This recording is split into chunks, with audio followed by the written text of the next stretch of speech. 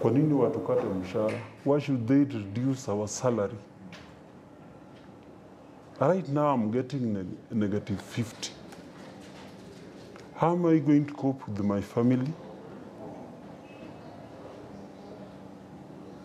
I work in town and I stay in Kitengela, which means I'm going to use from Kitengela up to town.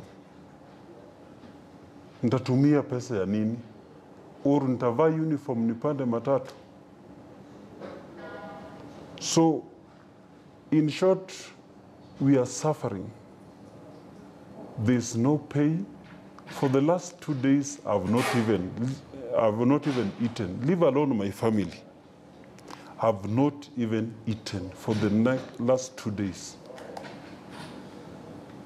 Na watoto nikiingia kwa nyumba watoto wananiangalia kama chura. I don't know what I'm going to do. Even right now I'm not going back to the house. After my work, I don't know where I'm going to.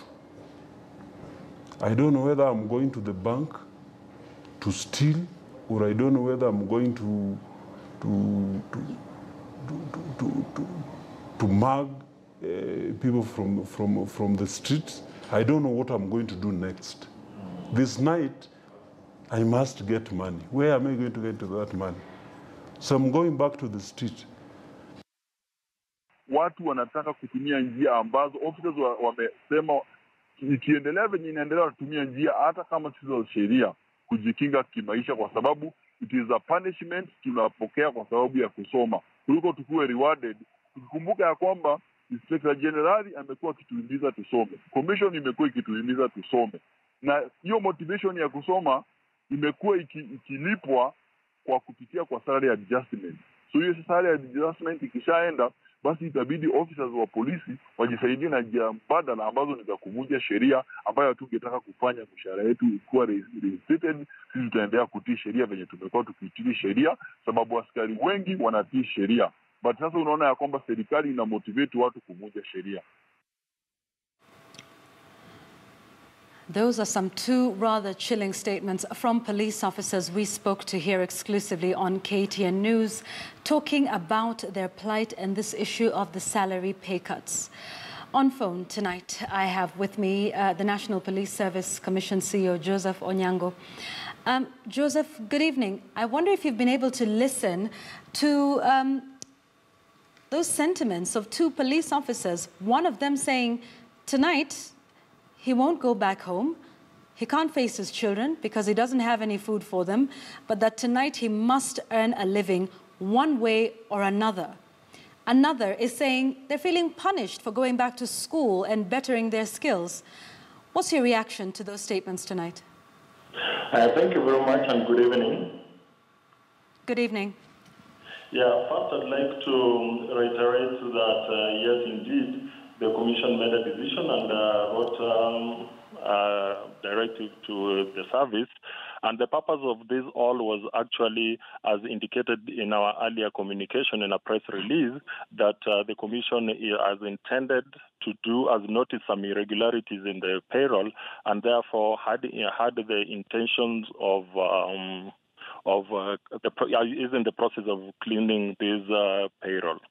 And therefore, it is indeed true that some adjustments are made, but we have already made some, we have reacted to this, and with consultation with the Inspector General and with the Ministry of Interior, we have rectified the situation and will ensure that these commitments are actually fulfilled, and for purposes of continuity and ensuring that officers get to the fulfillment of their financial obligation for this month. This has been, we already have put strategies and measures in place to ensure that for this month, then that will be corrected even as we go into cleansing. Okay, so Joseph, corrected how? That police officer tonight says his payslip reads minus 50,000. Are you putting back money in their accounts? Is that something you can tell us tonight? Because that's not what the police officers involved are saying. Yes, it is indeed true, and we are saying we are going to correct it by ensuring that for purposes of this month, then we are going to have an alternative means of running it, and we are going to make the payments as we even continue to cleanse this. What of the sentiments that, I mean, the police service has always been plagued by the idea or the mentality that this is a place for failures, for people who, you know, have failed everywhere else in life, and then you join the police service. But that this effort of ensuring and encouraging them to go back to school and to employing graduate policemen was a way of, you know, upgrading the service of the police. But now some of those who are actually even trying to better themselves within the service feeling punished for doing so. This is not punishment. Number one, I'd like to clarify that there has not been salary cut. What we are dealing with is people, some of the officers who have gotten into the payroll with the certificates without the authorization, without following the proper procedure. And therefore, we have realized that just like any other employer, actually we are encouraging police officers to go back to school to better themselves, to give them better opportunities, and actually to combat crime in this modern in the modern world. What has happened is that there are some genuine cases, and there are quite a number of cases that are not genuine. And what we want to tackle are these cases that are not genuine. All right, and in doing so, are you not contravening a court order that came out just a few days ago, staying that directive and asking for this process to be halted until the matter was heard and determined at a court of law? Are you not in breach of that court order? Actually, we are not in breach of the court order. By the time we received the court order, the payroll had been processed. And as a result of actually complying with the court order, we've gone back to make this alternative arrangement in which we are going to make payment to the officers this month. Okay, Jadida Waruhi, who is a commissioner with the Kenya National Commission on Human Rights, is also with us tonight. Jadida, what's your response to what Joseph is saying tonight? Actually, I'm surprised about the admission that the salary cuts have actually been done. So it affirms what the officers are saying, that they are having, in some cases, what I've seen, and had no salary at all. I think there's a problem there, because if there was an issue with the payroll, you know, he makes the comment that people, it's really, this problem is about graduate police officers. First of all, the police encouraged officers to go to school, which was a very good thing. This was in line with what the Ransley report had recommended, that there was need to professionalize the service and improve the terms and conditions of each and every officer. And so if these graduates, police officers, went to school, came back with certificates, presented them to the human resource in the National Police Service, and the human resource processed those documents and revised their payroll, because no officer, except those who are authorized, can change their salary bands, then it means, and then now, after having the salary for a number of months, there's been the deduction, for example, the case of 50,000, then it means the National Police Service, there is a problem, there's a serious problem, because they should have, at the first level, informed that specific officer and said, we have a problem with your records, and your records are not genuine, and there is a Council for University Education that can verify whether those documents are genuine or not. And okay, if then they found that there was a problem with those documents, then they should have informed the officer, and that is a discipline issue in the first respect, and then secondly said, we are going to deduct this amount of money. And it has to then be prorated to ensure that the officer does not have a deduction that is more than 2/3 of the entire salary. So there's a disconnect there. All right, there is indeed. Joseph, if you're still with me on the line, This is the question I have from your statement. You say there's been a number of irregularities where some officers, without the authorization of the Inspector General nor the approval of the Commission, have been introduced into the payroll as graduate constables. Why would you then deduct these illegal payments and not just interdict these officers and in fact charge them in court? Is this not fraud? Yeah, first I'd like to clarify that there is no salary cut as has been represented. But there were deductions, right? Yeah, there were deductions, but there's no salary cut. And this, we are just rectifying, because in the first place, that increment shouldn't have been there. Well, whose fault is, okay, Joseph, whose fault is that if the increment should not have been there? If it was done by somebody above the police officer, why does it seem like the police officer is being made to pay for the mistakes of others? As I said earlier, that we are now correcting this situation, and actually we are following the process, and we have already complied with the court order, and that we are saying that we are not going to make any effect this month, and we are fast-tracking the process of ensuring that the genuine certificates and the genuine documents are actually returned to the payroll as it was before. And this is a really normal audit process by any employer, and that is how it should be regarded. Wouldn't some take this as an indictment on the police service of all places where there would be fraud? There would be people within the service who have fake degree papers. Some would say that this is also an indictment on the police service. Surely people will be coming to the service for investigations of this kind in their respective institutions, but rather this is an issue that's affecting the police service itself? Yeah, remember, the purpose of going to school is not, or rather going back to college is not just for purposes of salary adjustment. And the Commission is concerned such that those kind of officers who have pursued the various courses then can actually even be placed in the right places, such that then that degree or those additional qualifications will be put in good use by even where the officers are deployed. Yes, but you were talking about fake degree papers, were you not? Yes, there's possibility, and we are saying we are not ruling out the possibility of fake degree certificates. Okay, Stephen Musau, who's from the Independent Policing Oversight Authority, the Director of Inspections, Research and Monitoring, also on phone with me. Stephen, what's your take on all this?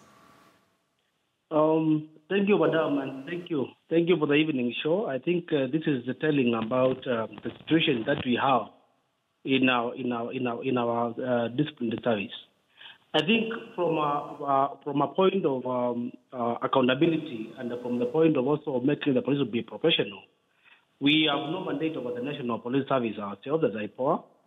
However, from what we see and from the work that we do, that is the inspections, research and monitoring, we have found so many glaring issues within the service which need to be corrected. What our main concern towards making the police to be professional is really the approach which has been used on this matter and the communication. So for us, we really look at the issue from the perspective of approach and the communication. If we are to make the service professional as it were, the why I talk about the approach, there is the service is well established all the way. So if there were any issues to do with the irregularities in the payroll, in terms of those who have degrees, those who don't have degrees, that could have been done through the chain of command all the way, and they know each other, they know their fellow colleagues, they know who has which papers, and that can be mobilized, it can be channeled all the way to the IG. And the IG, because it is at the commission, therefore would be able to present any information which he has from the service to the commission. And therefore they would have moved to correct any irregularities that they are talking about. So, and then the question is about communication as well. If this matter could have been communicated in a proper manner, not the way it's being done, because the way it has been done now that it's been to the public limelight, it is now becoming more of engagement in a platform which is not the right one for the public.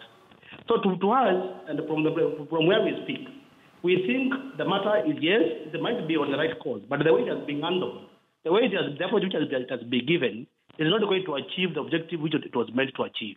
Rather, it might now cause more problems because police will feel that they are being indicted, yet they are supposed to be serving the country. This is a disciplinary service.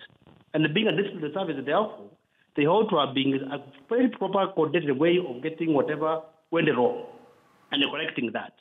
And we think even moving forward, that there is need to correct that kind of impression where the police will feel like they are being indicted in a mistake which isn't theirs. All right, Stephen Musau, thank you. Director of Inspections, Research and Monitoring at the Independent Policing Oversight Authority. Jadid, I want to give you the last word. The implications of just this back and forth that we have seen over just today alone, over the last 24 hours on this issue. Your thoughts on the implications of this and where we go from here? I didn't hear you. I'm asking where we go from here and your thoughts on how confusing this whole matter has been up until this point. Why this is important. Yes, thank you very much for that question. I think that's the pertinent question in town. We are talking about a public interest issue, and remuneration is a public interest issue, and this is connected with a public security issue. That's why this whole discussion is very important. I think from where do we go from here? The National Police Service Commission, because this is where the whole issue of thinking about the welfare of police officers lies, needs to come up in public and really inform the public and also the respective police officers exactly what this audit means. Police officers have TIMAMs, which this information can be relayed to, and they explain to the officers in each police station exactly what the audit entails. If it entails looking at the academic credentials and verifying whether the same is true or false, whether they're holding papers or they're actually holding degrees and diplomas, then that is what needs to be communicated. And then two, they need to communicate the implications of that audit. If the audit means that there'll be certain deductions that will be made because from where they sit, people are overpaid, that has to really be thought through because they must be guided by the Employment Act, particularly Section 19, which is very clear in terms of if you find a problem with the payroll, how and what you need to do.